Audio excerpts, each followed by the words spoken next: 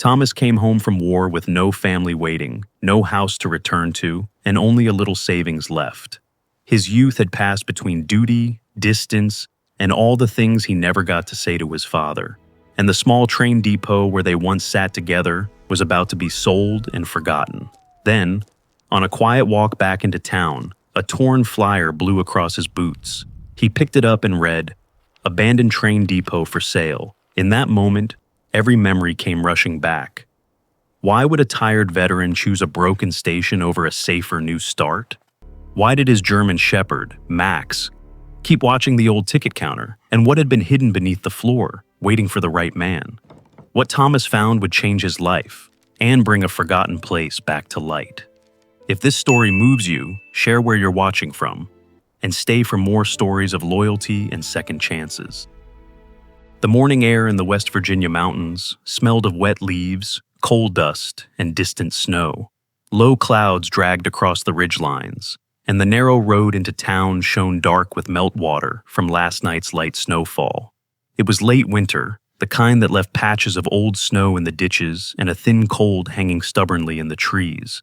Thomas came back with one duffel bag, a canvas jacket worn thin at the cuffs, and a German shepherd walking close to his left leg as if the road still needed guarding. He was 46 years old, with broad shoulders, dark brown hair silvering at the temples, and a thin salt and pepper beard along a jaw made harder by years of discipline. His gray-blue eyes looked calm from a distance, but up close they were always measuring doors, windows, passing cars, and sudden movement. People often thought Thomas was quiet because he had little to say. The truth was simpler and heavier. Service had taught him that too many words could fail a man, and grief had taught him that the most important ones were often spoken too late. The dog beside him was Max, a 7-year-old German shepherd with a black saddle across his back, tan legs, amber eyes, and one torn ear that never stood quite as straight as the other. Gray had begun to show around his muzzle, giving him the solemn look of a creature that had seen too much human trouble and decided to stay loyal anyway. Max had come to Thomas after the war through a veterans support program, but Thomas never liked calling him support. Max was not a service. Max was a witness. He had pulled Thomas out of nightmares, out of crowds, and out of silent rooms where the walls seemed to lean too close. The bus let them off near the edge of Harper's Bend, beside a faded town sign with peeling white paint.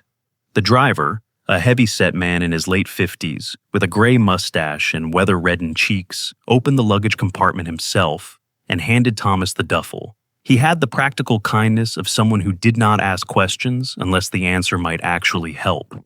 "Good dog," the driver said.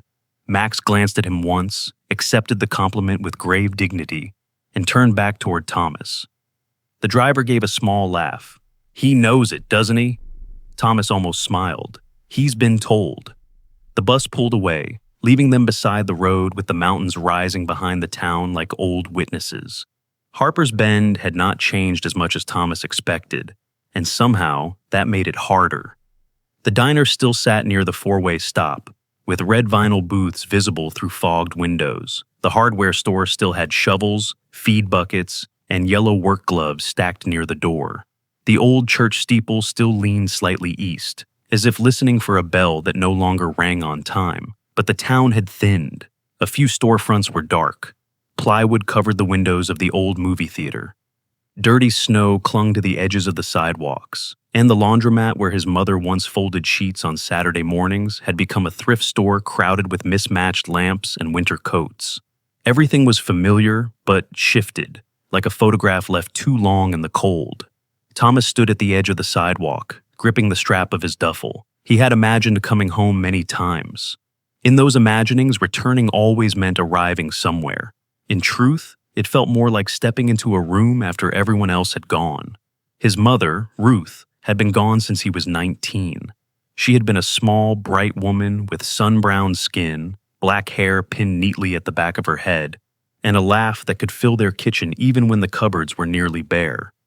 Thomas had lost her before he understood that a home was not the walls around a family, but the voices that made those walls feel safe. His father, Daniel, had lived longer. He was tall, lean, and sharp-boned, with gray hair combed back, a short beard, and hands shaped by railwork, carpentry, and stubbornness. Daniel was not an easy man, but he was steady. He showed love through repaired steps, packed sandwiches, checked tires, and quiet rides to the station on Saturday afternoons. When Thomas left for the military, Daniel had already begun to weaken.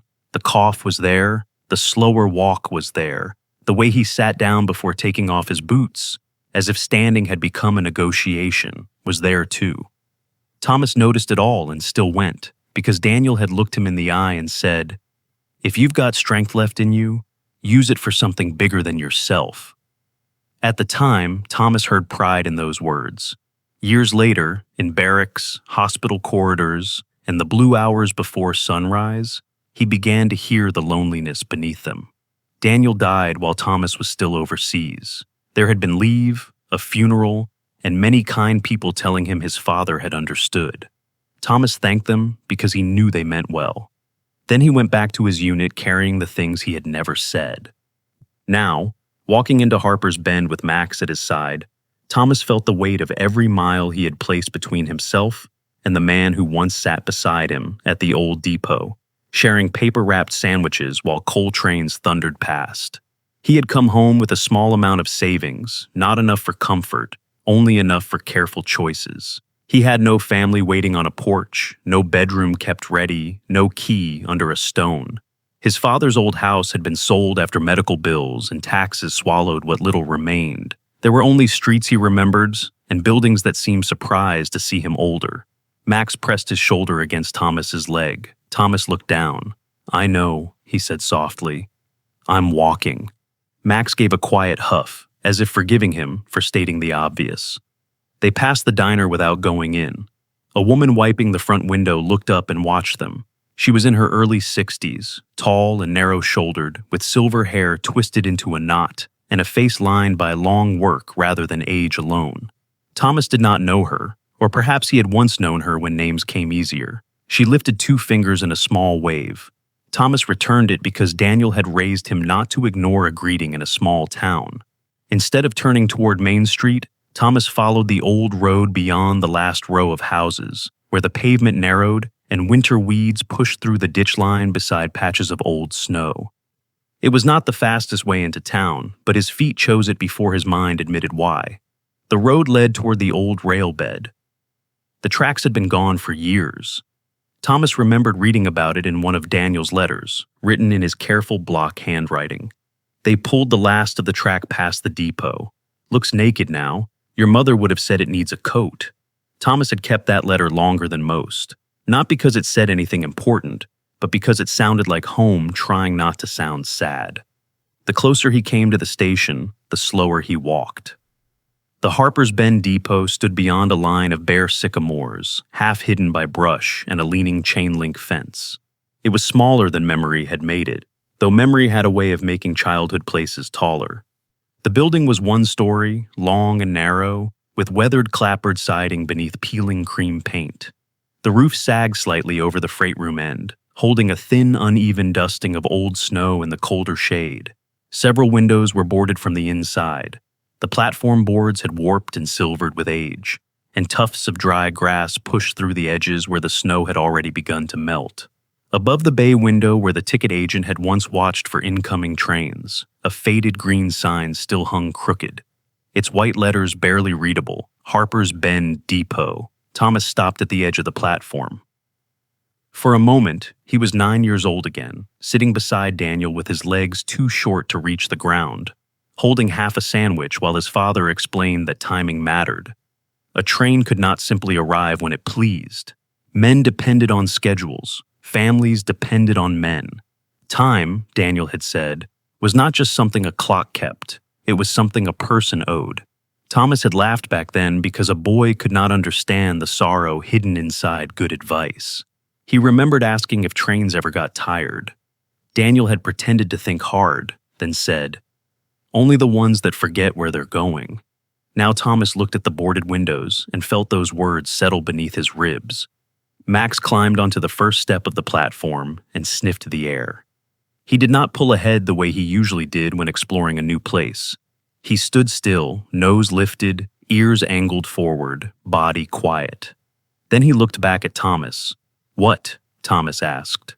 Max did not bark. He simply sat down. The gesture struck Thomas harder than it should have. Max could be dramatic about dinner, suspicious of umbrellas, and deeply offended by squirrels that refused proper discipline, but he did not sit in unfamiliar places without reason. He sat now as if the depot had given an order, and he had accepted it. Thomas stepped onto the platform. The boards complained beneath his boots, but held. Rainwater and melting snow dripped from a broken gutter into an old metal bucket someone had left years ago. The sound was small and steady, like a clock measuring what the town had forgotten. A few light flakes began to drift through the gray air, not enough to cover anything, only enough to remind him that winter had not fully let go. He looked through a gap between the boards covering the waiting room window.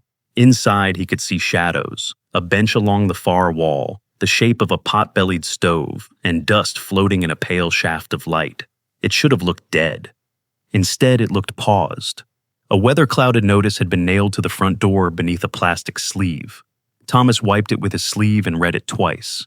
The property was scheduled for county sale. The building was considered unsafe. Interested buyers could contact the municipal office before final disposition. Final disposition.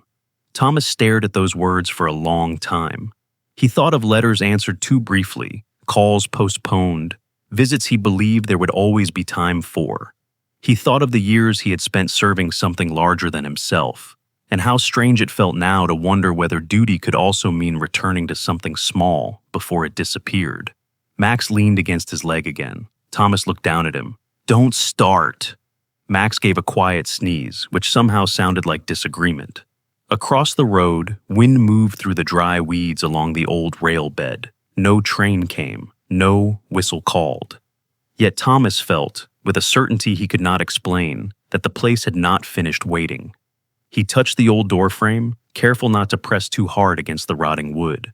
"I don't know what I'm doing," he said. Max stayed seated beside him. The clouds shifted, and a weak line of sunlight touched the old depot roof. For one brief second, the peeling paint looked almost warm. Thomas picked up his duffel bag. "Come on, Max," he said. "Let's find out who still has the key." Max rose at once, tail low but moving, and followed him down the platform steps toward town. Behind them, the old depot stood silent in the mountain air, boarded, weathered, and waiting. Not yet saved, not yet lost. And for the first time since coming home, Thomas was not only walking away from the past, he was walking towards something. The municipal office sat behind the hardware store, a low brick building with fogged windows, a snow-dusted ramp, and an American flag hanging tired in the late winter mist. Thomas stood under the awning for a moment before going in, not because he was afraid of offices, but because he understood that some doors changed a life more quietly than battlefields did.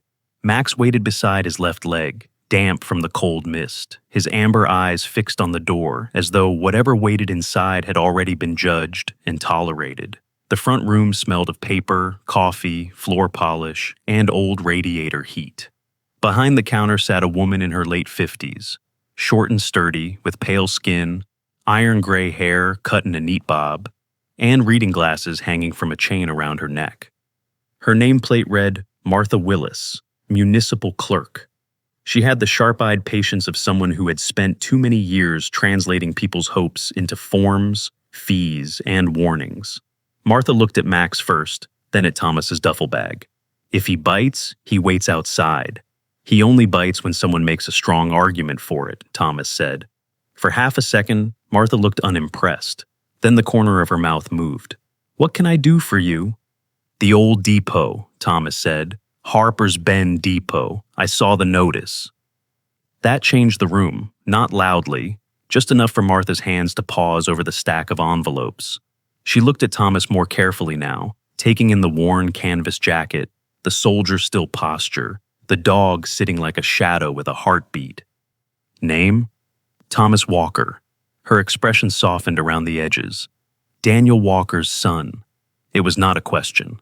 Thomas felt the words settle against him with unexpected weight. "Yes, ma'am." Martha pulled a brown file from a cabinet behind her. "Your father fixed the back steps on this building after the flood of '98. Wouldn't take payment." Said the town had already paid him in bad coffee and potholes. She laid the file on the counter. He was a stubborn man. Thomas looked at the file instead of her face. He could be. Usually when it mattered. She opened the folder. The depot had passed into county ownership years after the railway abandoned the parcel. For a while, committees had discussed preserving it. Then budgets tightened, people moved away, and memory became another thing no one knew how to pay for. The building had sat through storms, vandals, freeze-thaw cracks, and years of postponed decisions. Now the county wanted it off the books. The price was $1,200, as is. No utilities, no safety guarantee, buyer responsible for repairs, permits, inspections, insurance, and every bad surprise an old building might still be hiding. Martha slid a photograph across the counter. The depot looked worse in the picture than it had in Thomas's memory. The roofline sagged over the freight room end. The clapboard siding had peeled down to gray wood. Dark stains ran beneath the eaves. The boarded windows made the place look less dead than wounded. "You understand?" Martha said. "Buying it doesn't mean you can use it for business." "I understand. You would need inspection before public use, electrical work, food permits if you serve meals, liability coverage, roof repairs before anything else. Maybe floor work, maybe foundation work." Thomas nodded. "I am not trying to scare you. You are doing a fair job anyway." "Good," Martha said. "Fear is cheaper than regret." Thomas touched the envelope inside his jacket. $1,500. That was all he had left after bus fare. Cheap rooms on the way home, medicine, food for Max, and 2 small debts he had refused to drag behind him. It was not enough to call savings with a straight face, but it was enough for one careful beginning. Until that morning, he had known what that beginning would be. He had planned to rent a narrow corner on Main Street and open a breakfast counter, nothing proud, 2 coffee urns, a used griddle, a few stools if he could find them cheap. Eggs, toast, biscuits, soup, and coffee, strong enough for men and women who started work before daylight. Retired miners, truck drivers, road crews, shift workers with cracked hands and quiet faces. Thomas understood that kind of person. He knew what a warm cup could mean when the world expected a man to keep moving. That plan had been modest, useful, almost sensible. The depot was none of those things. It was risk wearing a roof. It was grief with a legal description. It was a building that could take nearly everything he had and give him nothing but leaks, splinters, and another reason to look foolish in front of a town that remembered his father better than it knew him. But if he walked away, the next step was easy to imagine. Another thaw, another storm, then a demolition crew. Orange cones, crowbars. The bay window broken out. The platform ripped up. The faded sign tossed into a truck bed. A place where Daniel once sat with him on Saturday afternoons would become scrap before Thomas had even decided what home meant now. Martha watched him quietly. She had the decency not to rush a man while he measured the cost of his own heart. Max sat beside Thomas's boot, still and patient. Martha lowered her voice. "Your father used to bring you there, Saturday afternoons? I remember. You were all elbows and questions. Daniel sat on that platform like the trains still owed him punctuality." She glanced at the photograph. He made old things feel useful. Thomas kept his eyes on the depot's crooked sign. He believed in keeping things working. "No," Martha said gently. He believed in promises. Work was how he kept them. The sentence moved through Thomas like a match struck in a dark room. He could almost hear Daniel's voice. A man should know the difference between a calling and a bad purchase. The trouble was, Thomas could no longer tell which one stood in front of him. Maybe both. Maybe most worthwhile things began that way. He placed the envelope on the counter. "I have $1,200. Martha did not touch it at first. "Thomas, if that is all you have, you walk out of here with $300. I know. That will not restore a depot. No. It may not get you through the month. I know that too. Then tell me this is more than a memory." Thomas took a slow breath. Outside, a truck passed through slush, and the sound seemed to come from very far away. "I plan to open a breakfast counter," he said. "I still do, if the building lets me. Coffee, soup, simple food, a warm place for people passing through, people working early, People who don't have anywhere to sit without buying more than they can afford. He paused. I know I might fail, but if I let that depot go, I think I lose the last road back to my father. And maybe the first road forward for myself.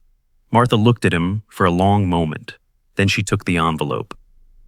The paperwork took nearly an hour. Thomas signed where she pointed, initialed where she tapped, and listened while she repeated every hard truth. The sale was final. The town was not responsible for injury, repairs, theft, weather damage, animals, trespassers, or poor judgment. Martha did not smile when she said that last part, but she did look at him long enough for Thomas to understand it had been added especially for men like him. At the end, she gave him a receipt, a temporary deed transfer, and an old brass key on a ring with a paper tag that read, Depot Front in faded ink. The key felt heavier than $1,200. Martha came around the counter and took a small dog biscuit from a jar near the printer. Max accepted it with careful manners. Keep him off wet roofs, she told Max. Men who think they're steady are usually the first ones to fall. Max chewed as if he had received official orders. Thomas tucked the papers inside his jacket. Thank you. Martha nodded toward the key. Daniel would have called you foolish. I know. Then he would have shown up with a ladder. That stayed with him all the way to Pritchard Hardware. The store was warm and close, smelling of sawdust, rubber boots, kerosene, and machine oil. Behind the counter stood Earl Pritchard, a broad, square-faced man in his early 60s, with thick forearms, a close white beard, and a dark green flannel shirt under a brown work vest. Earl had the suspicious patience of a man who trusted tools more than speeches, but his eyes were not unkind. He watched Thomas move through the aisles, picking up items, putting them back, counting silently. You fixing something? Earl asked, or apologizing to it. Thomas held up a tarp. Maybe both. Earl's eyes dropped to the brass key in Thomas's hand. Depot. Thomas nodded. Bad roof, bad floor, worse timing. That has been mentioned. Earl came around the counter without asking. He replaced Thomas's thin tarp with a heavier one, pulled 2 small boxes of nails from a lower shelf, chose a used hammer from a trade-in bin, added weatherproof tape, a cheap flashlight, stove polish, lamp oil, 2 cans of beans, a loaf of bread, and a small bag of dry food for Max. Thomas added the cheapest notebook he could find. The total came to $87.40. Thomas knew it should have been higher. Earl's face made it clear that mentioning it would be a mistake, so Thomas only said, My father bought nails here. Your father argued about nails here, Earl said. Different thing. He once fixed my loading dock in January with one good hand and a temper mean enough to heat the alley. Told me I could pay him by not talking while he worked. That sounds like him. It was a peaceful afternoon. Earl tucked the receipt into the bag. Don't climb wet boards alone. I'll be careful. Careful still falls. Be smarter than careful. Thomas accepted the bags. I'll try. Try with both feet on the ground. By late afternoon, Thomas and Max were back at the depot. The old brass key resisted at first, as if the lock needed time to remember it still belonged to a door. Thomas worked it gently until something inside gave a rusty click. The front door opened with a long wooden sigh, and the waiting room breathed cold dust into the evening. Inside, the air smelled of damp boards, old soot, mouse nests, and years without footsteps. The room was long and narrow, with a worn bench along one wall, the pot-bellied stove in the corner, and the ticket window set beneath the bay. The floor looked safest near the center. The corners were darker, swollen by old leaks. Snowmelt ticked from somewhere overhead into a shallow puddle near the wall. Max entered first, nose low, ears forward. He walked the perimeter, paused near the stove, the bench, and the ticket counter, then returned to Thomas with the grave expression of an inspector bringing bad news. Understood, Thomas said. He began where the building was losing fastest. He set the tarp under the worst leak until daylight would let him see the roof. He taped plastic over a cracked pane. He swept a space near the bench. He cleared soot and old nesting from the stove as best he could, then stacked dry scraps of wood he found in the freight room. It was not repair. It was triage. The stove took nearly an hour to trust him. Smoke came first, then a reluctant orange glow, then a small fire that held. Thomas crouched before it, hands black with soot, shoulders aching, and watched the flame gather itself like an old heart remembering its work. By flashlight, he opened the notebook and wrote on the first page, "Depot purchase, $1,200.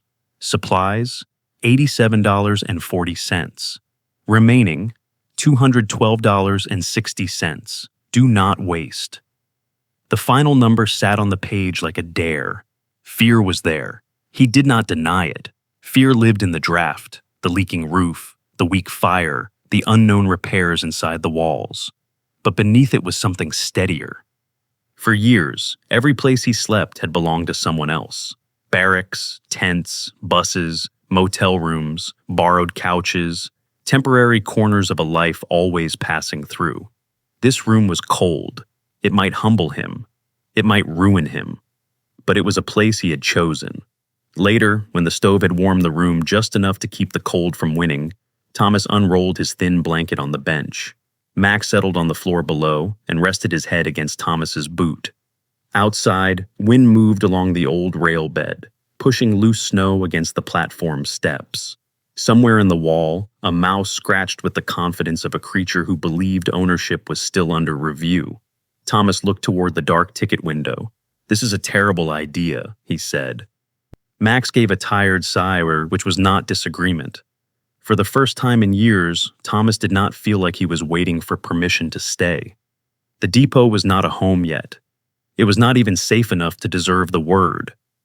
But that night, under a leaking roof in a forgotten station, with $212.60 left to his name, and a faithful dog breathing beside him, Thomas made the first decision of his new life. He would not run from this place.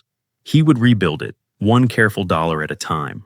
By morning, the depot had stopped feeling like a brave decision and started looking like a bill Thomas could not yet pay. The weak fire had gone gray in the stove. Meltwater ticked somewhere above the freight room wall. Cold moved through the floorboards with the confidence of something that had lived there longer than he had. Thomas stood in the waiting room with his jacket buttoned to his throat, a pencil in one hand and the cheap notebook in the other.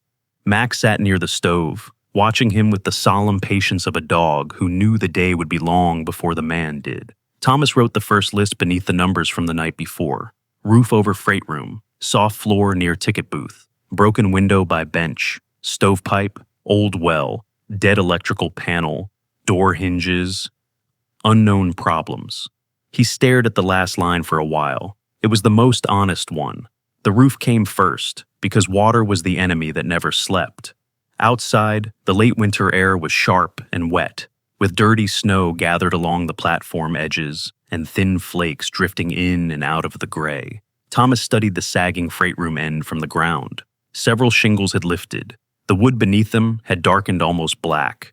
He remembered Earl's warning about wet boards and did not climb. Instead, he spent 2 cold hours dragging the heavy tarp into place with a long board, rope, and more stubbornness than skill. Twice the tarp slipped. Once it snapped back and struck him across the face hard enough to make his eyes water. Max watched from the platform. "Not helpful," Thomas said. Max only blinked, which somehow felt like judgment. The old well behind the depot offered no comfort. Its rusted hand pump stood half buried in weeds, dead leaves, and crusted snow. Thomas cleared around it, wrapped both hands around the iron handle, and forced it down. The pump groaned like it resented being remembered. On the 4th try, muddy water coughed from the spout, thick with rust and grit. It was not drinkable, but it was water. Thomas found himself grateful for that, which told him how small his world had become, not hopeless, not dry. Sometimes those were different words for the same mercy. For the next several days, the depot taught him humility, one repair at a time. He taped plastic over the cracked window, only to learn the wind could find any loose corner. He cleaned the stovepipe, then discovered soot had a way of returning to a man's hands, no matter how many times he washed them.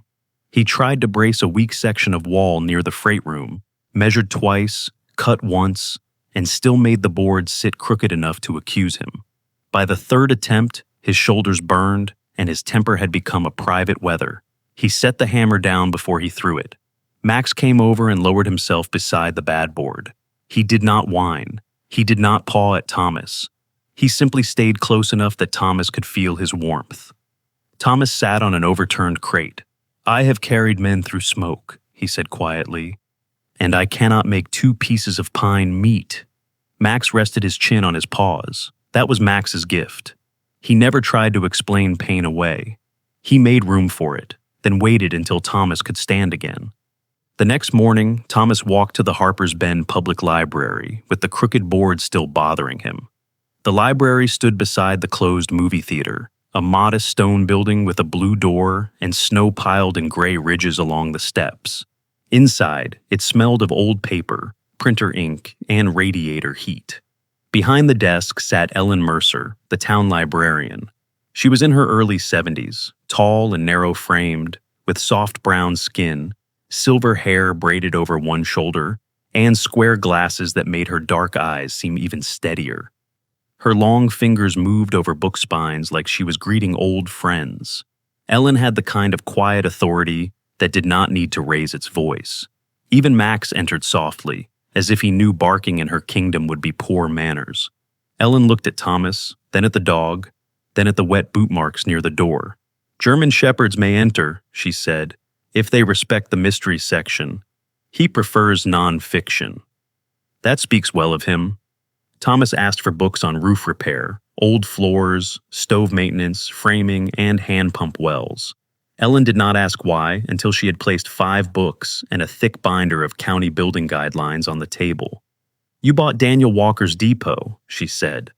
"It seems everybody knows before I say it." In a town this small, news has better shoes than people. She sat across from him, her expression gentler now. "Your father used to read the paper here on rainy afternoons, never checked out novels, but once returned a book on Appalachian rail lines with 3 spelling corrections tucked inside. Thomas could almost see him doing it. That sounds like him." "Annoying," Ellen said, "but useful." She disappeared into the local history room and returned with a cardboard archive box.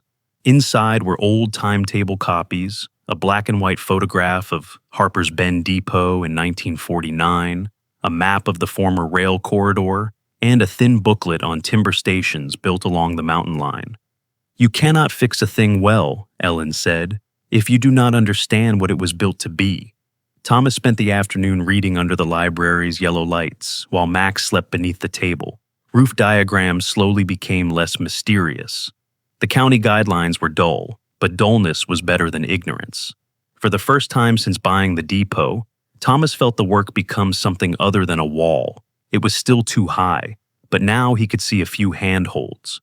2 days later, a man appeared on the depot platform without knocking. He was in his late 60s, lean but solid, with a weathered face, pale blue eyes, and a white beard trimmed close along a square jaw. He wore a faded canvas coat, carpenter's pants, and boots scarred by decades of ladders, mud, and nails. His name was Frank Bell, though he did not offer it until after he had already examined the crooked brace, pressed 2 fingers against a soft floorboard, and made a dissatisfied sound in his throat. "You put that in?" Frank asked. Thomas looked at the brace. "Yes." "You want kind or useful?" "Useful." "It is bad." "I noticed." "Not hopeless. That is different." Frank spoke without cruelty, which made the truth easier to take. He had the manner of a man who had fixed too many storm-damaged porches and too many repairs done by people with more courage than knowledge. "I heard from Ellen," Frank said. "She said Daniel Walker's boy was trying to raise the depot from the dead. I am mostly trying to keep it from falling on me. That comes first in most resurrections." Frank returned the next morning with a hand plane, a square, a thermos of coffee, and no announcement that he intended to help. He showed Thomas how to read the grain, how to set a temporary support without trusting rotten wood, and how to test floorboards by sound before stepping with full weight. He corrected the brace in less than 20 minutes, then made Thomas do the next one himself. "Wood has a memory," Frank said. "Force it wrong, it fights you. Fit it right, it carries more than it should." Thomas looked at the straightened brace and thought of his father, of service, of all the years he had tried to carry weight by force alone. When Frank left, he forgot the hand plane on the bench. Thomas picked it up. "You forgot this." Frank did not turn around. "No, I did not." That evening, rain returned hard and cold. Thomas had patched enough to trust the stove, but not enough to trust the building. Near midnight, Max stood over him and barked once, sharp and low. Thomas woke instantly. Water was running down the wall near the dead electrical panel, following a seam he had not noticed before. The power was disconnected, but the sight still sent a soldier's caution through him. He moved the supplies, wedged plastic above the leak, and marked the wall in pencil for daylight. When it was done, he sat on the floor with his back against the bench, breathing slowly. Max stood beside him until the tension left the room. "You saw it before I did," Thomas said. Max leaned against his knee. There were still hours when the depot felt too large for one man and one dog. There were evenings when cold beans tasted like defeat, when the roof kept dripping after every fix, when the list in the notebook seemed to grow back no matter how many lines he crossed out. But something had changed. The place no longer smelled only of damp. It smelled faintly of sawdust now. The stove gave steadier heat. One window no longer rattled. One brace held straight. One patched board accepted his boot without complaint. On the 7th morning, Thomas stood on the platform with coffee steaming in a chipped mug. Late winter snow drifted lightly over the old rail bed. Max stood at the door, chest lifted, watching the empty line as if guarding a kingdom no map had recognized yet. The depot was not restored. It was not safe. It was not ready for anyone else. But it was less abandoned than it had been. For that morning, that was enough. The first visitor came before Thomas had a sign, a permit, or even enough mugs to pretend he was ready. It was a late winter morning, cold and wet, with rain falling so thin it looked like snow that had lost its courage. Thomas was standing beside the pot-bellied stove, stretching a small spoonful of coffee grounds into one more cup, when Max lifted his head from beneath the bench. A few seconds later, tires spun outside. Thomas opened the door and found a man on the platform, soaked through his navy work jacket, rain dripping from his knit cap. He was in his early 50s, tall and heavy through the middle, with dark skin, tired brown eyes, and a short black beard, salted gray at the chin. Behind him, a white delivery truck sat crooked near the old access road, one rear tire buried in mud. "Does this road still cut back to Route 19? The man asked, trying to catch his breath. "Not for a long time," Thomas said. The man closed his eyes. "That explains the betrayal." Max stepped beside Thomas, calm but watchful. The man raised one hand. "No trouble, big guy. Just lost, wet, and ready to admit my GPS has ruined my morning." Thomas opened the door wider. "Come in before the cold finishes the job." His name was Raymond Cole, though he said most people called him Ray. He delivered bakery supplies across 3 counties, lived outside Charleston, and had the kind of humor tired people used when anger would cost too much. His hands were large and cracked from years of lifting crates. He kept apologizing for dripping on the floor until Thomas pointed at the stained ceiling. "The roof has already made a stronger argument," Thomas said. Ray looked up, then laughed once, short and grateful. Thomas poured coffee into the least chipped mug. The coffee was thin, but hot enough to matter. "How much?" Ray asked. "Nothing. That is generous. It is weak." Ray took a sip, judged it honestly, and nodded. "Both can be true." Thomas cut the last piece of bread in half and toasted it over the stove. He gave one half to Ray and kept the other on the plate.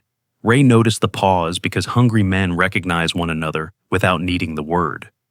"You eaten?" "I will." That is not an answer. Ray broke his half again and placed part of it back on the plate. "Now we can both stop pretending." Thomas wanted to refuse. Pride rose first, as usual. Hunger rose beside it and made a better argument. He accepted the bread. They ate in silence while rain tapped the boarded windows. Max lay near the bench, watching both men. The depot was still damaged, still cold in its corners, still unfit for any official purpose. But that morning it held the weather outside, and holding was enough. Ray looked around the room, the patched window, the books on the ticket counter, the old stove glowing like a stubborn ember in the chest of a tired building. "You fixing it? Trying? For what?" Thomas had answered that question in his head many times, but aloud it felt fragile. A breakfast counter maybe, coffee, soup, simple food, a place for people to sit down when the road is cold. Ray looked at the ceiling, then at the floor, then at Max. He did not laugh. That was a kindness. "Well," he said, "the bones are still here." After coffee, Thomas helped him free the truck. He wedged 2 salvaged boards behind the buried tire and pushed while Ray eased backward. Mud climbed Thomas's boots and splashed his pants. Max stood clear of the wheel, barking once when it spun too fast, as if correcting bad machinery. On the 3rd try, the truck lurched free. Ray opened the back and returned with a cardboard crate, 6 day-old rolls, a paper bag of coffee grounds, and a jar of honey with a cracked label. Thomas shook his head. "You do not owe me." "Then it is not payment." Ray set the crate inside the door. "It is evidence I was raised properly." Before leaving, Ray wrote down the roads that still connected and the ones that had quietly surrendered to weeds. At the bottom, he added his number. "If I pass this way again, I will bring better coffee," he said. "No offense." "Some taken?" Ray laughed and drove away slowly through the rain. Thomas stood on the platform, looking at the crate by the door. 6 rolls, coffee, honey, small things. Yet the waiting room felt different with them inside, as if the building had received its first guest and survived the effort. By the end of the week, the depot had become a rumor with a chimney, not a business, not a diner, just a place where smoke rose on cold mornings and a veteran with a German shepherd might hand a person a cup of coffee if the kettle had enough in it. 2 county road workers left a few screws and $2. A hiker left an apple. Someone placed a small sack of potatoes beside the door before dawn. None of it solved the roof, but each small thing made the work feel less lonely. Then came Walter Briggs. Walter arrived on a quiet afternoon when the clouds had lifted and the old rail bed shone with melting snow. He was an elderly man with a cane, a wool cap pulled low, and a face carved deep by years underground and years of trying not to speak too much about what he had lost. His shoulders had narrowed with age, but his hands were still large. The nails darkened in a way that made Thomas think of coal seams and hard labor. He stood on the platform for several minutes without knocking, looking down the empty rail line. Thomas stepped outside but did not hurry him. Walter finally said, "My Clara liked trains." Thomas waited. "Not riding them," Walter continued, "just hearing them. Said they made the mountains sound less lonely." The old man's voice stayed steady, but it took work. Thomas held the door open. "Coffee's warm." Walter looked toward him, then toward Max standing inside the doorway. "Dog-friendly? Depends on the person." Walter nodded as if that was the only sensible policy and came in. He sat near the stove with both hands around the mug, his cane resting against his knee. Max watched him for a moment, then crossed the room slowly and rested his head against Walter's leg. The old man's hand lowered to the dog's neck. His fingers trembled once before settling into the fur. "You know, do you?" Walter whispered. Max closed his eyes. Thomas turned slightly away. He had learned that some moments broke if looked at directly. Walter stayed nearly an hour. Before leaving, he took a folded photograph from his coat pocket. It showed the depot decades earlier, maybe in the 1970s, with 2 young people laughing on the platform. "That was Clara," Walter said. "Before the mines took my knees and time took everything else." He tapped the photo once. "You keep it a while. Place ought to remember who loved it." Thomas accepted it carefully. "I will keep it safe." "No," Walter said. "Keep it seen." After Walter left, Thomas placed the photograph on the ticket counter beside Ellen's timetable copies. For the first time, the depot's past did not feel sealed behind dust. It felt like something people might bring back in their hands. That evening, Thomas found an old round tin in the freight room, washed it, dried it near the stove, and set it on the counter. On a piece of cardboard, he wrote, "If you have some, leave some. If you need some, take some." The words were plain, maybe too plain. But plain things had served him better than polished ones. The tin did not fill quickly. It was not that kind of miracle. A folded dollar appeared one morning. Then 3 eggs wrapped in a dish towel, a half-used can of blue paint, a bag of roofing nails, a jar of apple butter, a packet of beef jerky with a note taped to it, "For the dog." Thomas read that note aloud. Max sat straighter than he had all week. None of it fixed the well or made the building legal for business, but the gifts changed the weight of the work. The depot was no longer only Thomas's risk.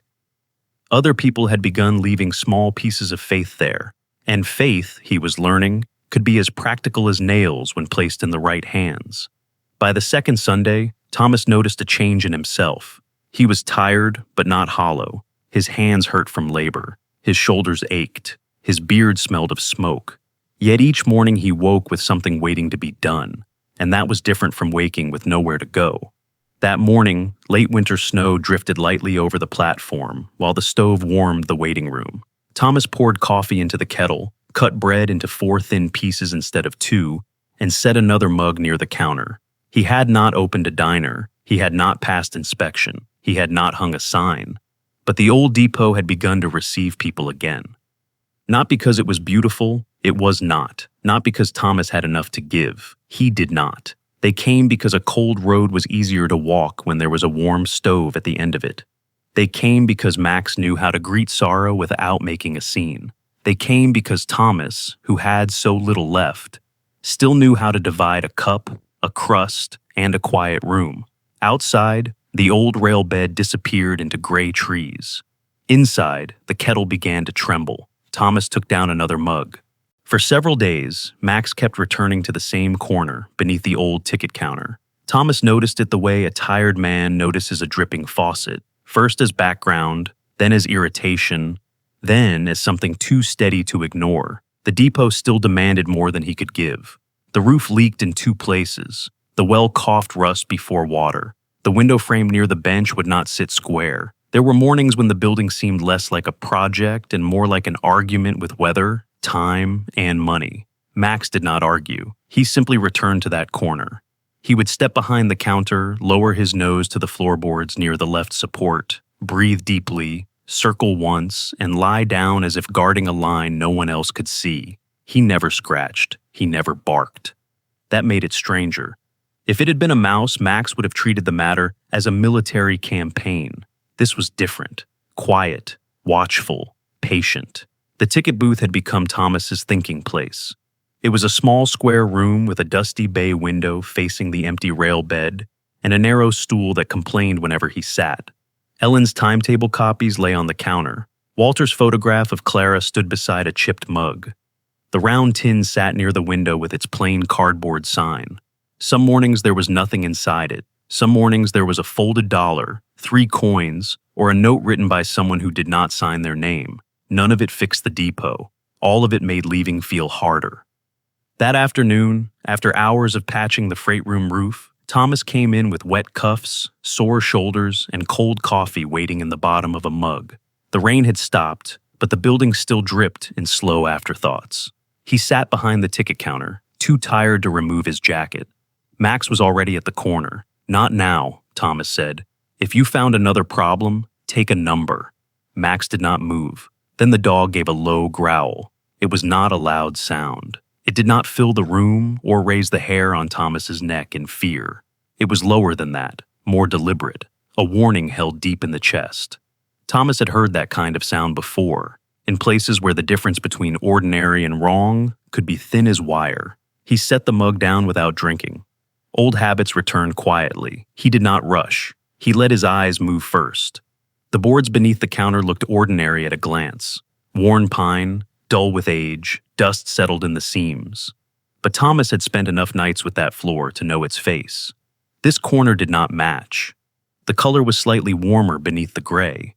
The grain ran at a different angle. The nail heads were smaller and set deeper than the old square heads around them. Most of all, the edges were too clean. Not fresh, not new, but deliberate. Someone had opened this place once. Someone had closed it carefully. Thomas knelt and ran his fingertips along the seams. One side held a narrow gap packed with old dust. Another pressed tight against the baseboard. He took out his pocket knife, slid the blade into the gap, and felt resistance that was not rot, a fitted edge. From the freight room, he brought a thin strip of metal he had saved from a scrap pile. He worked it slowly under the seam, careful not to splinter the wood. Dust lifted. The board shifted a fraction. Beneath it came a smell the depot had not given him before: oilcloth, trapped air, old paper. Max stood close, silent now. The section did not lift as loose planks. It came up as one hidden panel, joined from underneath by narrow cross pieces. Thomas raised it carefully and set it aside. Beneath was a shallow space between the joists, lined with brown paper and protected better than anything else in the room. Inside lay a dark oilcloth bag wrapped in waxed paper and tied with brittle cord. For a long moment, Thomas only looked at it. He had expected rot, a nest, maybe some forgotten tool. Not this, not something placed by human hands with such care that even the decades seemed to have respected it. He lifted the package out. The cord snapped when he touched it. The waxed paper opened in dry, whispering folds. Inside the oilcloth bag were several paper-wrapped bundles of cash, a stopped pocket watch, a small ledger bound in cracked brown leather, and a group of letters tied with string. Thomas stared at the money first, because any hungry man would. The bills were old but real. 20s, 50s, hundreds. Worn soft at the corners, some still banded with dates written in a careful hand. He counted once too fast, then again slower, $20,000. The number did not feel like joy. It felt like a door, a used truck, a warm room, groceries without counting, medicine without delay, a bed that did not sit under a leaking roof. $20,000 would not make a man rich, but for Thomas, with winter still pressing at the windows and barely more than $200 left, it was enough to change the shape of the next year. Max nudged the ledger with his nose. Thomas looked at him, then opened it. The first page read, Samuel Whitaker, Station Agent, Harper's Bend Depot. The entries began in the late 1940s and continued through the years when the station had faded from necessity into memory. At first, the handwriting looked like accounting, names, amounts, dates, but the notes told a different story. Coal loader, short fare to Charleston. Widow Mason, flour and coffee, no charge. Harlan boys, 3 tickets, pay when able. Family stranded by snow, meal and fire. Truck broke down near crossing, coffee and stove. Beside many entries, Samuel had written one word, forgiven. Not paid, not collected, forgiven. Thomas turned the pages slowly. The word appeared again and again, after small amounts and larger ones, after train fare, meals, coffee, heat, shelter. Samuel had kept account not to shame people, but to remember mercy properly. He had written kindness down like a man balancing the books of a world that often forgot to. The pocket watch lay beside the ledger. It was silver, worn smooth at the edges, its glass cracked across the face. The hands had stopped at 6:17. Thomas wound it gently, but nothing moved. The final letter was dated February 12th, 1978. The envelope was addressed in the same steady hand. To whoever keeps the station after me. Thomas unfolded it. My name is Samuel Whitaker. I was the last station agent at Harper's Bend Depot. I have no children to leave this to, and no wish to see the station become only lumber. This money is what I saved from wages, odd jobs, and a little luck. Some of it I meant to spend on repairs before the railway closed the office for good. Some of it I kept because a man who has watched hard times pass through his door learns that tomorrow often arrives hungry. If you found this, then the floor held longer than I expected, and maybe the station did too. I ask one thing. Do not use this money only to get away. If you must take some to survive, take it. Survival is not a sin, but if there is any strength in you, use the rest to keep this place open in whatever way your time allows. A station was never just for trains. It was for waiting, warming, meeting, leaving, returning, and being called by name before the world forgot you. There are names in my ledger. Some owed me money. Most owed me nothing but the chance to stand upright another day. If their children or grandchildren ever come through here, do not collect. Give them coffee. The coffee always tasted better in this building. I never knew why. Samuel Whitaker Station, Agent Harper's Bend Depot. Thomas read the letter twice. The third time he stopped halfway because the words had already done what they needed to do. He looked at the cash again. $20,000. Enough to leave with dignity. Enough to stay with purpose. That was the cruelty and the mercy of it. If the money had been small, the choice would have been easy. If it had been millions, perhaps it would have felt unreal. But $20,000 was painfully practical. It could rescue him from this room. It could also rescue the room from being forgotten. He thought of Daniel on the platform, teaching him that time was something a person owed. He thought of Ray leaving rolls and coffee by the door. Walter placing Clara's photograph where memory could breathe. The road workers leaving screws and $2. The note that said, "For the dog." He thought of Samuel alone in this booth, writing "forgiven" beside names the world might never speak again. Thomas could take the money and call it mercy, or he could accept that mercy had come with a direction. Max lowered himself beside the open panel and rested one paw near the edge, as if holding the place for him. Thomas let out a slow breath. "I hear you." He did not sleep much that night. He counted the money again, wrapped it back in the oilcloth, and placed it in the old metal cash drawer beneath the counter until he could take it somewhere safer. The ledger, the stopped watch, and Samuel's letter stayed on the counter beside Walter's photograph. Thomas wanted them where he could see them. A man was less likely to lie to himself when the past was looking back. By dawn, light snow had softened the platform steps. Thomas made coffee stronger than usual and stood behind the ticket counter, where Samuel must have stood thousands of times, watching the rail bed for arrivals that no longer came. Then he opened his notebook to a clean page and wrote, "Samuel kept this place waiting. I will keep it open." Below it, he began a new list.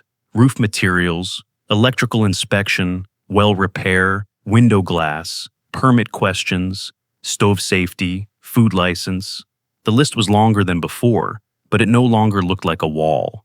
It looked like a road. Max came to stand beside him. Thomas rested one hand on the dog's head. "We are not leaving," he said. Outside, the old rail bed lay quiet beneath late winter snow. Inside, the ledger of forgiven debts, the stopped watch, and the final letter of the last station agent waited on the counter. Thomas put the brass key in his pocket and stepped toward morning. There was work to do. Thomas did not tell the town about the money, not yet. $20,000 sounded large enough to invite opinions, and Thomas had spent too many years learning that good intentions could become noise when too many people gathered around them. He locked most of the cash away safely in town the next morning, kept Samuel Whitaker's ledger and letter at the depot, and told only one person the whole truth. Ellen Mercer came that afternoon in a dark wool coat, her silver braid tucked over one shoulder, carrying a folder under one arm and a thermos of coffee in the other. She read Samuel's letter behind the ticket counter, while Max slept beneath Walter's photograph. Thomas stood near the stove, unsure whether he was waiting for advice or judgment. When Ellen finished, she did not speak at once. She rested one hand on the ledger as if it were something alive and tired. "My grandmother mentioned Samuel Whitaker," she said at last. "She said he never let a person leave this station colder than they arrived." Thomas looked at the ledger. "I do not know what to do first." Ellen closed the letter gently. "You do the next right thing, then the next one after that." She turned the pages, reading names written decades before.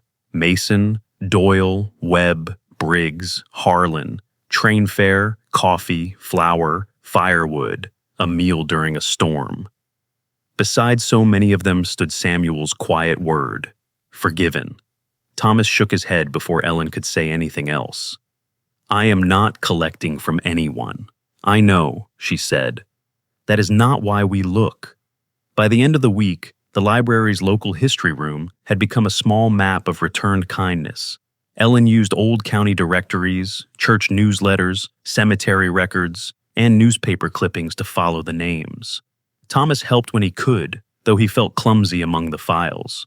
Max lay under the table, occasionally receiving a respectful pat from library visitors who seemed to understand that he was part of the research staff.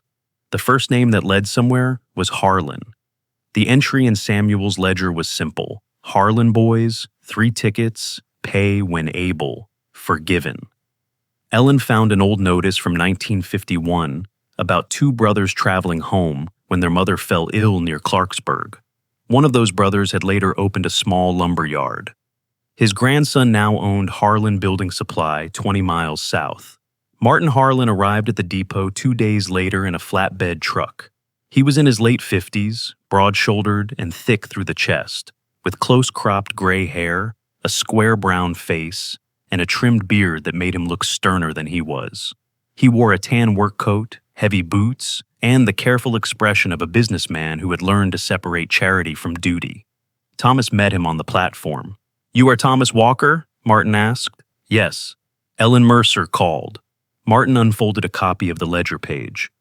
"She said my grandfather and his brother got home because a station agent here let them ride without money." That is what Samuel wrote. Martin looked past Thomas at the depot, its patched window, scraped platform, and roof still uneven under late winter sky. "My grandfather told that story, not often. He was not a soft man, but he said a man at Harper's Bend put them on a train and handed them coffee wrapped in a towel so it would stay warm." His jaw tightened. "They reached their mother before she died." Thomas let the silence stand. Some stories deserved room. Martin folded the page and put it back in his coat. "My family never knew who to thank. You do not owe me." "No," Martin said. "I do not." He turned toward the flatbed. "But maybe we owe the place." The truck carried boards, shingles, screws, 2 buckets of exterior paint, several lengths of trim, and 3 salvaged window frames. Thomas began to object before Martin had lowered the tailgate. Martin stopped him with one raised hand. "Overstock. This is a lot of overstock. Then I run a badly organized warehouse." "Martin, do not make me call it charity," Martin said. "I came here to return something my grandfather carried for 70 years. Let me do it clean." That ended the argument. Frank Bell arrived the next morning, took one look at the materials stacked beside the freight room, and said, "Good. Now it can be done wrong with better wood." But he had not come alone. With him were 2 retired tradesmen, Eddie Sloan, a wiry black man in his early 70s with silver stubble, narrow shoulders, and eyes that looked amused even when he was criticizing something, and Carl Meacham, a heavier man with white hair, red cheeks, thick glasses, and hands that still moved with the confidence of a plumber who trusted pipes more than promises. Frank pointed with his thumb. "Eddie knows wires, Carl knows water. Neither knows when to stay retired." Eddie looked at the dead electrical panel. "That thing has been waiting to disappoint someone." Carl examined the old pump parts Thomas had cleaned. "And this has been lying to you about being fixed." Thomas accepted both judgments with more gratitude than pride wanted to admit. They did not make the depot safe in a day. They did something more useful. They showed Thomas what safety would require. Eddie labeled the old panel, marked what could not be touched until a licensed inspection, and helped Thomas plan where outlets would eventually need to go. Carl took apart the hand pump, cleaned the pieces worth saving, and made a list of seals and fittings. Frank directed the roof bracing with the calm severity of a man who believed gravity was always listening. Thomas carried boards, held ladders, swept debris, and asked fewer questions than he wanted to. When he did ask, the men answered. No one treated him like a fool for not knowing. That kindness was almost harder to accept than the lumber. By Saturday, Ellen arrived with 4 high school students who needed volunteer hours and had been warned not to touch tools unless told. They scraped loose paint from the platform rail, cleared brush from the fence line, carried broken glass into buckets, and washed the least fragile windows. One tall girl with round glasses asked if the faded sign should be repainted or preserved. Frank stared at her for so long she nearly apologized. "Preserved," he said. "A place should not have to lie about its age." So they cleaned the sign carefully instead of making it new. By afternoon, Harper's Bend Depot could be read from the road without squinting. Thomas should have felt grateful. He did, but gratitude for him came tangled with unease. Every donated board felt like a debt. Every hour of labor felt like a weight added to his name. Poverty had taught him that gifts could become hooks. War had taught him to carry what was his and not slow anyone else down. He knew how to endure help in an emergency. He did not know how to receive it in daylight. Ellen found him behind the freight room, staring at the stacked materials as if they had accused him. "You are about to refuse something again," she said. Thomas rubbed sawdust from his palm. "People are doing too much. People are doing what they can. I should pay them. With what?" He did not answer. Ellen's voice softened, but it did not weaken. "Thomas, some debts are not traps. Some are bridges. Samuel gave people a way across when they needed it. Now their children, or their neighbors, are laying boards back in the other direction. He looked toward the platform. Max moved among the volunteers with his tail low and slow, accepting attention only after inspecting each person's character. A boy offered him a crust of bread. Max took it with the dignity of a town official, receiving a sealed document. Ellen followed Thomas's gaze. Do not stand in the doorway and block mercy, because you are afraid it will make you smaller. The words landed cleanly. Thomas looked away first. Near noon, Martin opened a cooler and handed out sandwiches. Thomas reached for his own bread inside the depot, but Martin shook his head. Not today. I have food. So do I. That does not mean... Thomas, Martin said, not sharply. My grandfather got home because a man here did not make dignity expensive. Let me feed you a sandwich. Thomas stood there, caught between old pride and new understanding. Then Max sat in front of Martin and stared at the sandwich. Martin looked down. At least one of you understands history. Thomas took the sandwich. It tasted like surrender, but not defeat. There was a difference. By the end of the week, the depot had changed in ways visible from the road. The worst section of roof no longer sagged. Fresh shingles covered the freight room corner. The platform rail had been scraped smooth and primed. The bay window, cleaned of old grime, caught pale winter light. The old sign still looked aged, but now it looked cared for. Inside, order had begun to replace survival. Eddie's pencil notes marked the electrical panel like a doctor's chart. Carl's pump list hung from a nail near the back door. Frank's handplane rested on the bench, as if it had always lived there. Samuel's ledger remained behind the ticket counter, beside Walter's photograph of Clara and the stopped watch set at 6:17. The round tin was still there too, but people had begun leaving things around it. Receipts for discounted materials, phone numbers for inspectors, a church supper schedule, a jar of screws labeled probably useful, and one small knitted scarf meant for Max. Max refused the scarf with absolute dignity. One of the students said, "He looks like a mayor." Eddie said, "He looks like he is preparing legal action." Max sneezed until the scarf was removed. The laughter that followed was small, but it stayed in the rafters. On Sunday evening, after everyone had gone, Thomas stood alone in the waiting room. His back hurt. His hands were split at the knuckles. There were still leaks to chase, permits to understand, money to protect, and repairs that would cost more than hope. But the room felt different now. Not finished, not safe, shared. For most of his life, Thomas had believed strength meant carrying weight without asking who could take the other end. That belief had helped him survive. It had also left him alone long after the danger had passed. Now, in an old depot held together by forgiven debts, borrowed tools, and people who brought what they could, he began to understand what Samuel must have known. Kindness did not move in a straight line. It waited. It wandered. It changed hands. It crossed generations quietly, like a train heard from miles away before it came into view.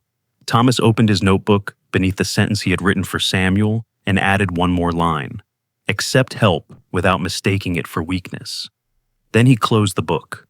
Outside, late winter dusk settled over Harper's Bend. The old rail bed disappeared into blue shadow. The depot's windows, not whole yet but cleaner than before, held the last light of the day. Max opened one eye from beneath the bench. Thomas looked at him. "Yes," he said. "They are coming back tomorrow." Max closed his eye again, satisfied. For once, Thomas was too. Richard Hale arrived on a clear morning that made the depot look more valuable than it was. The late winter snow had thinned to pale strips along the rail bed. The cleaned bay window caught the light, and the old sign could finally be read from the road. Harper's Bend Depot still leaned into its age, but now it looked cared for. And cared for things had a way of attracting men who measured value by what could be taken next.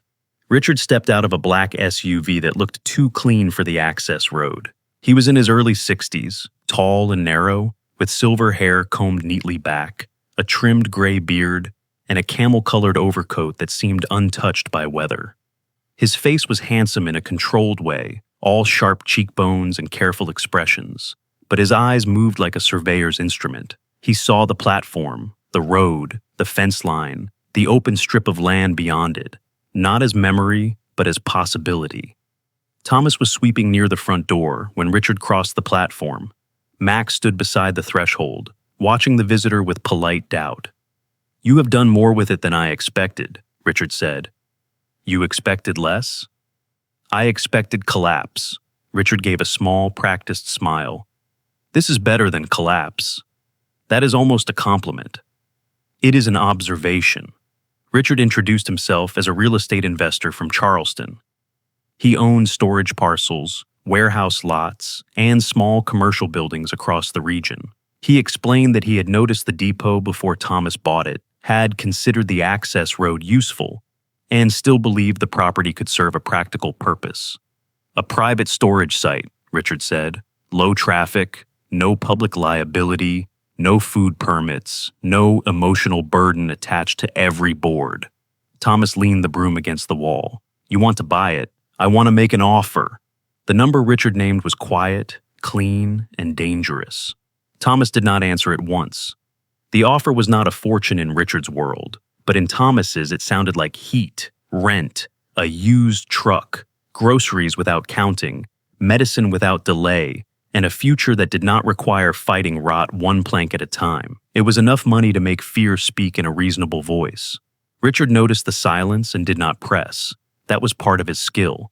"You have done admirable work," he said, "but old buildings become expensive just when people believe they are saved. Inspection, insurance, electrical code, fire clearance, water testing, food handling, occupancy limits. You already know this." Thomas did know.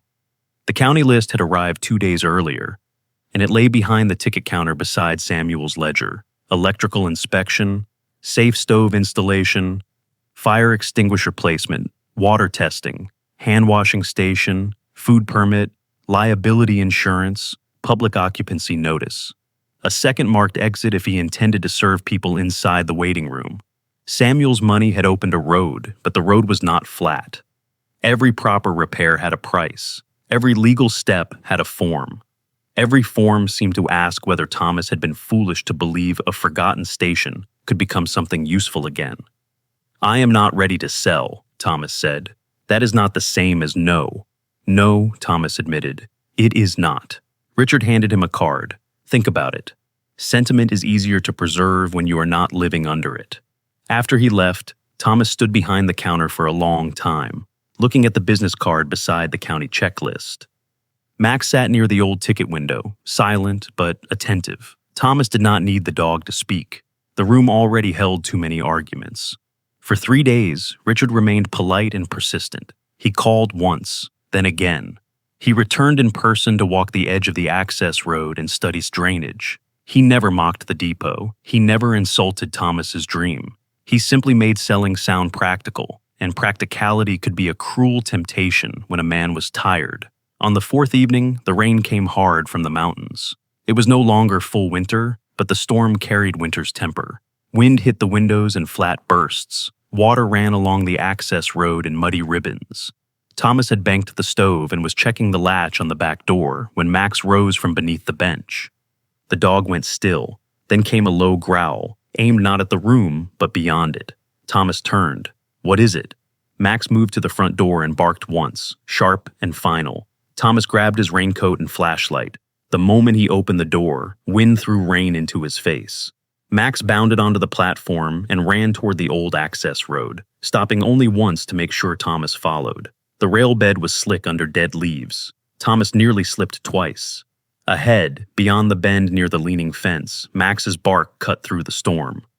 Then Thomas saw headlights tilted at the wrong angle. A black SUV had slid half off the road, nose down toward the ditch. A broken sycamore limb lay across the road behind it. One side of the vehicle had sunk into mud. The driver's door was pinned against a bank of wet earth and brush.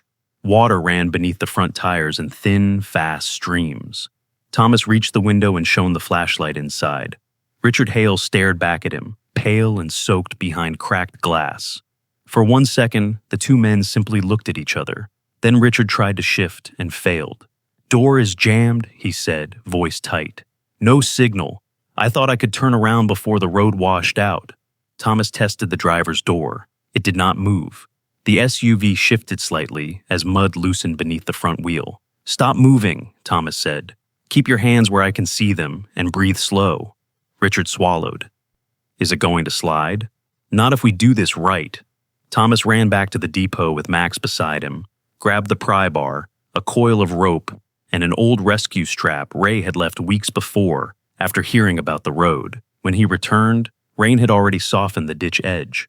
Max stood near the rear of the SUV, barking whenever mud slipped beneath the tire. Thomas looped the strap around the rear frame and tied it off to the strongest fence post he could trust. It would not pull the SUV out, but it might slow the slide. Then he climbed to the passenger side, planted his boots in the mud, and worked the pry bar into the bent door seam. Richard tried to push from inside. Do not help, Thomas ordered. Stay still. The old command voice came out before he could soften it. Richard obeyed. The door opened by inches.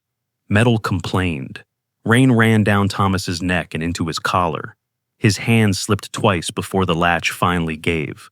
Richard's left leg was pinned awkwardly beneath the lower dash, not crushed, but trapped at a bad angle. Thomas spoke steadily. When I pull, turn your hips, not your knee. I understand. No, you heard me. Understand after. Pain almost made Richard laugh and almost stopped him breathing. Max barked twice. The SUV shifted again. Thomas reached in, braced his foot against the frame, and pulled. Richard came free with a sharp sound he tried to bury. Thomas dragged him through the passenger side and half-carried him up the ditch. Behind them, the front wheels sank deeper, and the SUV leaned hard enough for the side mirror to crack against a stump. They reached the depot slowly. Richard's overcoat was torn, his polished shoes ruined, his hair plastered to his head.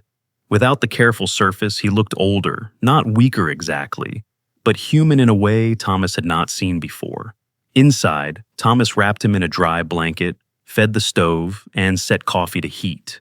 Max stood close enough to drip on Richard's expensive trousers, watching him like a judge who had postponed sentencing. Richard held the mug with both hands. They trembled slightly. You knew it was me, he said after a while, after I saw the car, and you still came. You were in trouble. Richard looked into the fire. No answer rose quickly enough to protect him. Rain beat against the roof. Somewhere near the back wall, water dripped into a bucket with steady patience. I came back to study the access road, Richard said. Drainage, entry angle, whether a storage plan would need grading. He gave a breath that had no humor in it. Efficient, wasn't I? Thomas did not say what he could have said. Silence did the work better. Richard looked around the waiting room. The patched window, the clean sign visible through the rain, the tin on the counter, Walter's photograph, Samuel's ledger resting beneath the stopped watch, Max lying at Thomas's feet. What is that ledger? Richard asked. Thomas hesitated, then told him enough. Not the full amount of money, not every private detail, but Samuel, the station agent. The debts marked forgiven. The letter asking whoever found it to keep the place open if they had the strength. The idea that a station was never only for trains, but for waiting, warming, leaving, returning, and being called by name before the world forgot you. Richard listened without interrupting. By the time Thomas finished, the storm had softened to a hard whisper. Richard stared at the tin. If you have some, leave some. If you need some, take some. That is the idea. I thought this place was sentiment. It is, Thomas said, but not only that. Richard looked at him then, and for the first time since they had met, he did not seem to be calculating. By morning, the rain had moved east. The old road was gouged with mud, and Richard's SUV sat wounded near the ditch until Martha sent a tow truck from town. Richard's ankle was swollen but usable. His coat was beyond saving. His pride, Thomas suspected, had taken the worst hit. Before leaving, Richard stood on the platform and looked at the depot for a long time. I am withdrawing the offer, he said. Thomas studied him. Because I pulled you out? No. Richard looked toward the access road, then back at the building. Because last night I finally understood what I was trying to buy. Max sat between them, tail around his paws. Richard glanced down. And because your partner would clearly object. He has standards. Apparently better than mine. Richard came back 4 days later in a borrowed pickup, not the black SUV. Mud still marked the tires. He brought a licensed electrician named Graham Pike, a compact man in his 40s with close-cut blonde hair, a neat beard, and the calm, exact manner of someone who trusted measurements more than promises. With him was Lyle Borden, a retired fire marshal in his late 60s, broad-bellied and bald, with dark eyebrows, a gravelly voice, and a habit of noticing exits before greeting anyone. Richard also brought a folder filled with rural rehabilitation grants, code notes, permit contacts, and a checklist written in plain English. He did not offer to take over. He did not write a dramatic check. He stood in the waiting room with the folder under one arm and spoke carefully. "I know inspectors," Richard said. "I know paperwork. I know which rules are flexible and which rules will shut a door forever. If you allow it, I can help get this place ready the right way." Thomas looked at him. "I cannot owe you the depot. You will not. I cannot have you buying decisions. I am not asking to." "Then what are you asking?" Richard looked toward the ticket counter, where Samuel's ledger lay closed beneath the stopped watch. "To leave something," he said, "without making it mine." Thomas understood that better than he expected. They shook hands on the platform beneath a gray sky still damp from the storm. The boards were wet under their boots. The depot stood behind them, scarred, stubborn, and alive enough to have changed one more man. At the last second, Max pushed his head between their hands and forced both men to adjust. Richard looked down. "Does he supervise every agreement?" "Only the important ones." This time, Richard laughed without polishing it first. The depot did not open with a ribbon cutting. There was no mayor with polished shoes, no photographer from a city paper, no speech long enough to make the soup go cold. It opened on a pale morning in early spring, when the last dirty snow had pulled back into the shadows. The railbed smelled of thawing earth, and the windows of Harper's Bend Depot glowed with warm light before sunrise for the first time in years. Thomas unlocked the front door at 5:30. For a moment, he stood with his hand on the brass key and listened. The room sounded different now, not new, never that. The floor still creaked in familiar places. The old walls still shifted when the wind came down the rail bed. The pot-bellied stove still gave a stubborn click when it warmed. But beneath those sounds was something steadier, the hum of a small refrigerator, the soft buzz of inspected wiring, the simmer of soup in a steel pot, the low breath of a building no longer holding itself closed. The sign over the counter read, "The Old Depot Table." Ellen had painted the letters by hand on a piece of reclaimed wood, careful and plain, because Thomas had refused anything that looked too polished. Frank had mounted it slightly crooked, then claimed the wall was crooked first. Richard had paid for the food service inspection fee through what he called a paperwork sponsorship, which fooled no one but allowed Thomas to accept it without too much argument. Graham Pike had brought the lights up to code. Lyle Borden had checked the stove clearance, the extinguishers, the exit signs, and the emergency path 3 times before declaring that the old building was less dangerous than some churches I have inspected. It was not a restaurant in the way glossy magazines use the word. It was a small breakfast counter in an old waiting room. Coffee, hot soup, bread, eggs, oatmeal, biscuits when someone had time to bake, and whatever honest food could be made without pretending to be fancy. The menu was written on a chalkboard beside the ticket window. Coffee, soup, eggs and bread, oatmeal, pay what you can, sit as long as you need. Thomas had stared at that last line for a long time before writing it. The walls carried the story without shouting. A framed photograph of Daniel stood near the stove, younger than Thomas was now, lean, sharp-boned, with his work cap tilted back and one hand resting on a platform rail. Beneath it hung a copied page from Samuel Whitaker's ledger, the word forgiven clear beneath a list of old names. The stopped silver pocket watch rested in a small shadow box, its cracked glass catching the morning light. Walter's photograph of Clara remained on the ticket counter, not hidden away, because Walter had been right. Some memories needed to be kept seen.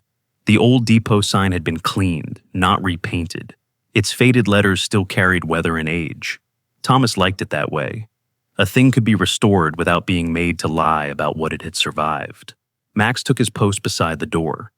He had received a proper bed from someone in town, a thick cushion covered in brown canvas, but he used it only when no one was watching.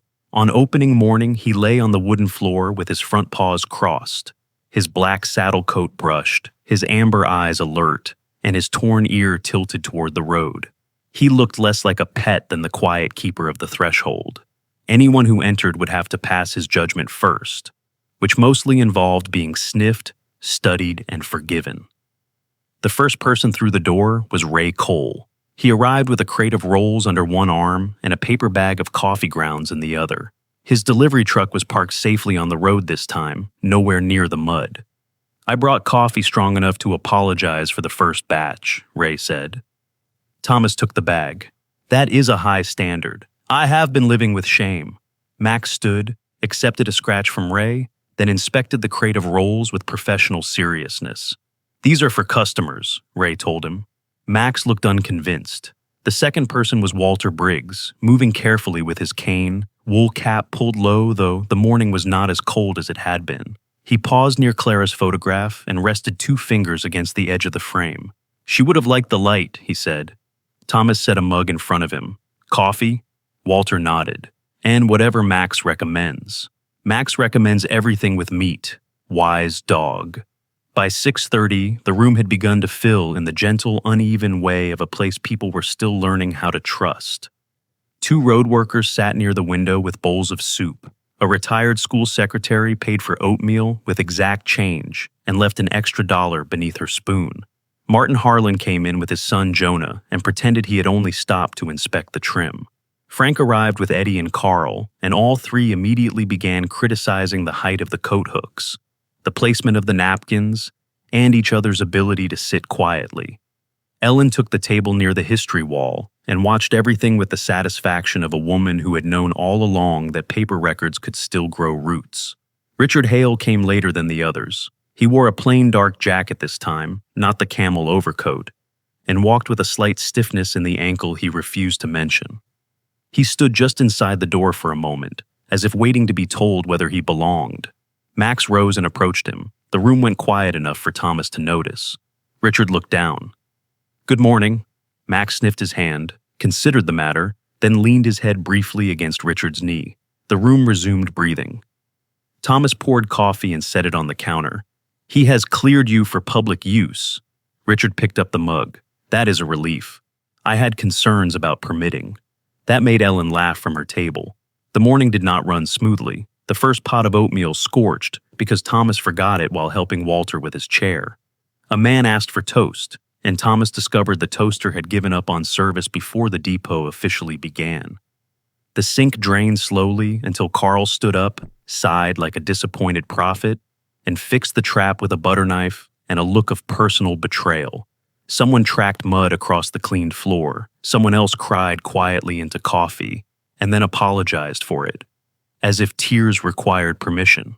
Thomas told her, "Coffee comes with room for that." She was a woman in her late 40s named Janet Moore, a hospice nurse from the next town, with tired green eyes, pale skin, and dark blonde hair pulled into a loose braid.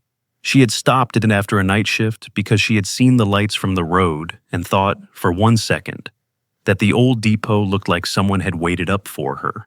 She did not tell Thomas much more than that. She did not need to. Max sat beside her chair until her hand found his fur. By mid-morning, the tin on the counter had changed too. It was the same round tin Thomas had found in the freight room, cleaned and dented and honest, but the cardboard sign had been replaced with a small wooden card Martin had made from scrap trim. "Who can you help today?" Thomas had worried the words were too bold. Ellen said they were not a command, only a question. Questions left room for a person to answer in their own way. Some people paid full price, some paid extra, some paid nothing, and kept their eyes low when they realized Thomas would not announce it to the room. One man left a $10 bill for 2 coffees. A woman left 3 jars of peach preserves. Ray wrote an unpaid tab for himself as a joke, then paid it twice. Walter put a coin in the tin every time Max looked away, claiming the dog did not understand fixed-income finances. The strange thing was that the counter never had enough to make Thomas comfortable, but it always had enough to make the next pot.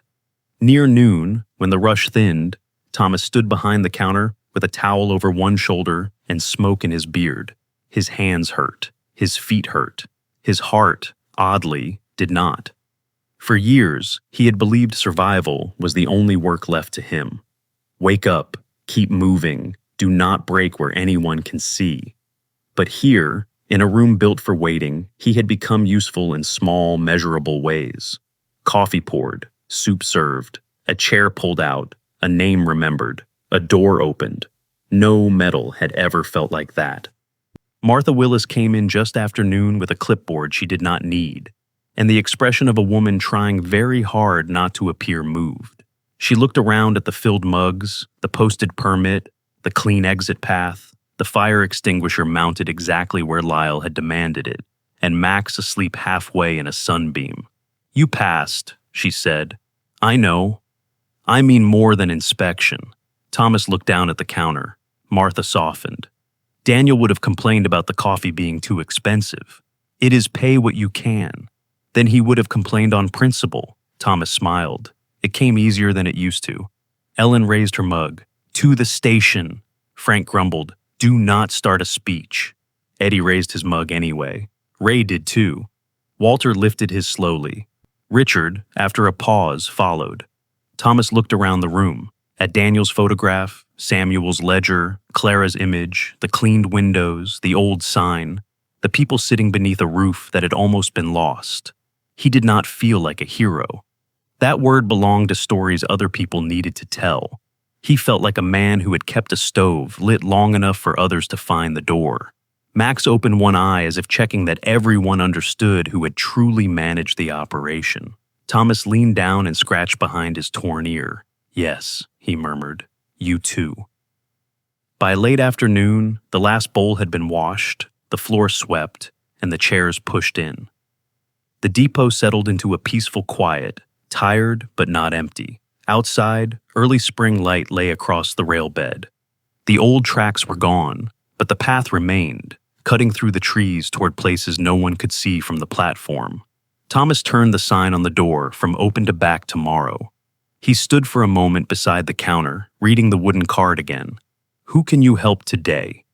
Then he looked at Max, asleep at the door, and at the room that had once been no more than a cold shelter and a risk he could barely afford. It was still humble, still imperfect, still one hard season away from another repair list, but it was open. And so was he. 1 year later, Harper's Bend Depot no longer looked like a place waiting to be erased. Early spring had returned to the West Virginia mountains, softening the ditches with new grass and leaving only pale traces of old snow in the shaded cuts along the rail bed. The roof still complained in hard rain. The floor still creaked in the same stubborn places.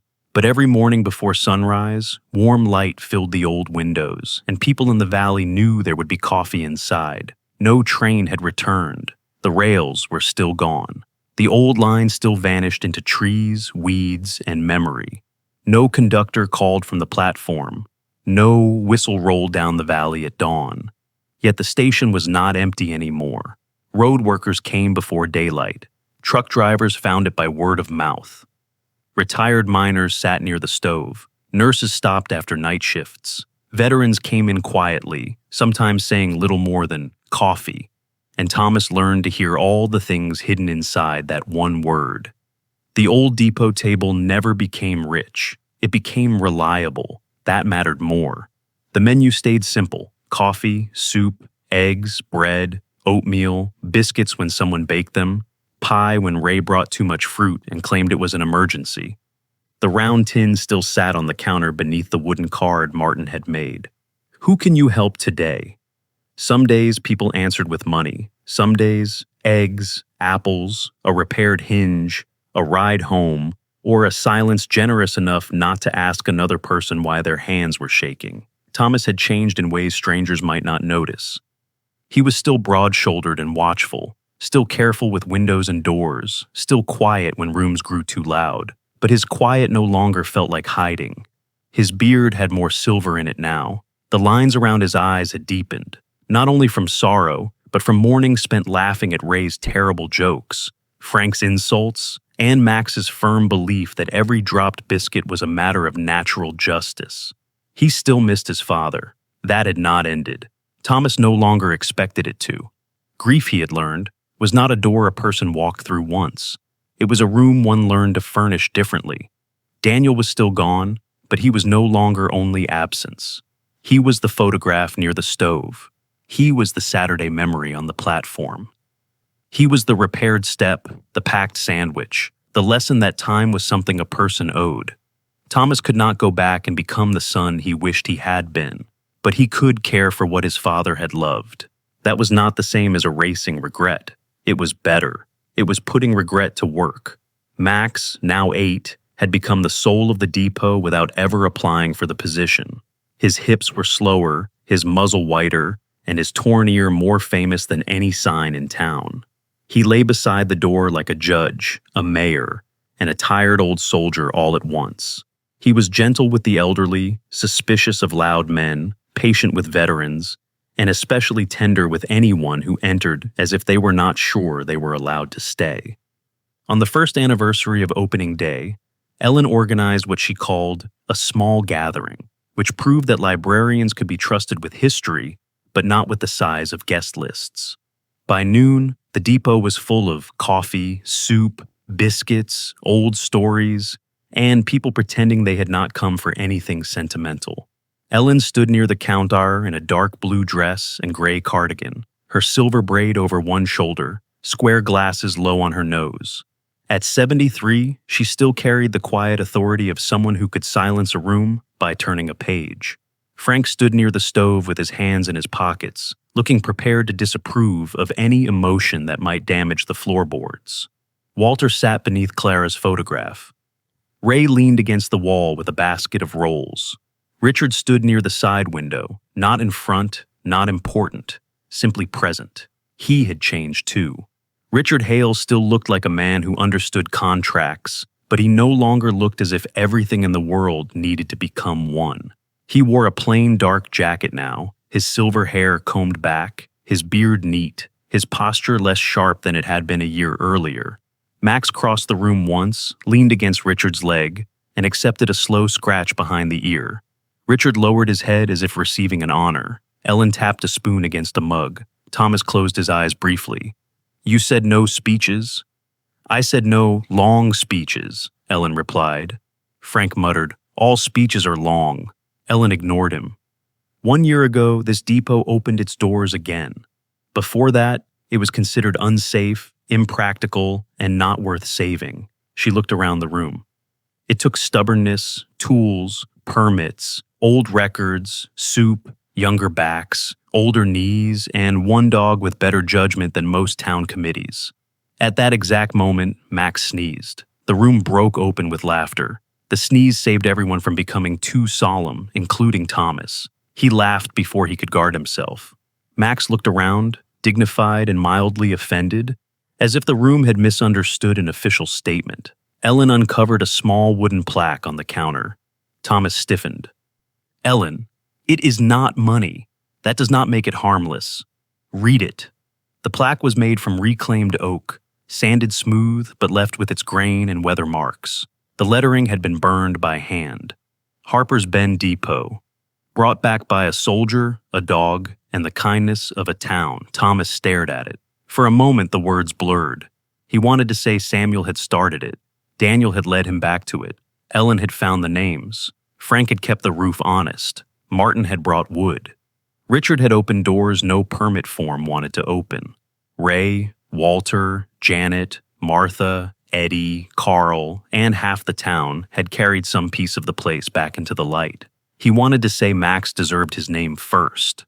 Instead, his throat closed around all of it. Max sneezed again. Ray said, "He objects to billing order." Laughter rose a second time, softer now. Thomas put one hand on the plaque and the other on Max's head. "Thank you," he said. It was not enough, but it was true. Sometimes true was enough. Later, when the room had returned to food and conversation, Thomas saw Richard standing beside the tin. Richard did not look around to see whether anyone noticed. He simply slipped a small envelope inside. On the front, In careful block letters were the words, "For the next person who needs a warm meal." Thomas saw it. Richard saw that he saw it. Neither man spoke. Some gratitude was deepest when left unannounced. By late afternoon, the crowd thinned. Walter touched Clara's photograph before leaving.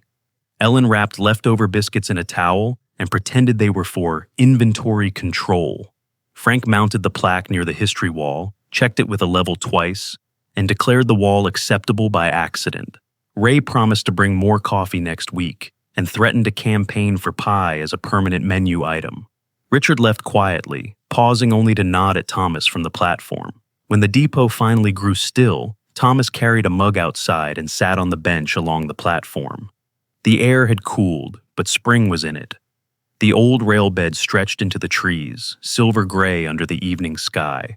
No rails, no train, no schedule, only the path, still there after everything else had been taken. Max came out slowly, circled once, and rested his head against Thomas's knee.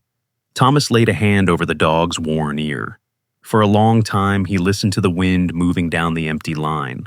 A year ago, that sound had felt like loss, like distance, like every goodbye he had not answered in time. Tonight, it sounded different. It moved through the sycamores and along the platform boards, carrying wood smoke, coffee, thawed earth, and rain far off in the mountains. It sounded almost like a train whistle, heard from very far away, not calling him to leave, calling to say he had finally arrived. Thomas looked at the glowing windows behind him.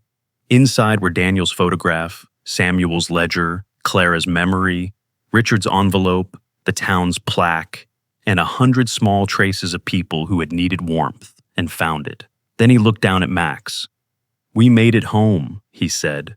Max closed his eyes against Thomas's leg, as if he had known that all along. And the old depot, which had waited through silence, weather, and years of being forgotten, kept its light burning into the evening, not for trains, for whoever was still on the road. Sometimes God does not send a miracle with thunder or bright light. Sometimes he sends it quietly, through a loyal dog who refuses to walk away, an old door that opens at the right moment, a stranger who leaves a little more than he takes, or a tired heart that somehow finds the strength to begin again. Thomas thought he was rebuilding a forgotten depot, but perhaps in God's quiet way, the depot was rebuilding him too. Every cup of coffee, every shared meal, every hand that came to help became a reminder that no life is too broken to be used for something good. Maybe in our own daily lives, we are also passing by small miracles without noticing them. A kind word, a warm meal, a prayer whispered for someone who will never know our name. If this story touched your heart, share it with someone who may need a little hope today.